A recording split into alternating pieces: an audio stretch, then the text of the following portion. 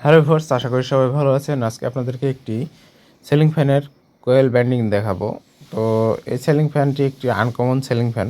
তো দেখুন, একই সারিবদ্ধভাবে কয়েলের গুটিগুলো রয়েছে, কোনো ভিতর বাইরে কোনো গুটি নেই, একইভাবে একই সারিবদ্ধ গুটি। তো এই ফ্যানটি কীভাবে ব্যান্ডিং করতে হয় সেটি আপনাদেরকে দেখাবো, এবং কীভাবে ব্যান্ডিং করতে হয় সেটি বা ব্যান্ডিংয়ের নিয়ম। দেখুন, এটি বাস্কেট হিসেবে বাস্কেট ব্যান্ডিং করতে হয়। তো ফ্রেন্ডস, এই দেখুন, আমি কয়েলগুলো সবগুলো ভিতরে ঢুকিয়ে নিয়েছি। তো এটি আমি করলাম ভিতর সাইড কয়েল। তো দেখুন, একটি করে গুটি গ্যাপ আছে। তো আমি এটা বার সাইড কয়েল করব। তো এই যে দেখুন, আমি 4টি প্যারাকের মাধ্যমে আমি কয়েলটি জুড়ে নিয়েছি। তারপরে এই আর্মেচারের ভিতর কয়েলটি কিভাবে ঢোকাই বা কিভাবে ঢোকাতে হয় সেটি আপনাদেরকে দেখাবো।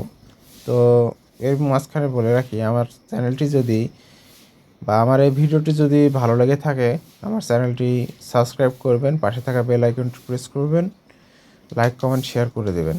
তো ফ্রেন্ডস, দেখুন, আমি এই এই গ্যাপে আমি এই যে গুটিটি জড়া রয়েছে, তো আমি কয়েলটি জড়া রয়েছে এখানে আমি ঢুকিয়ে নেব।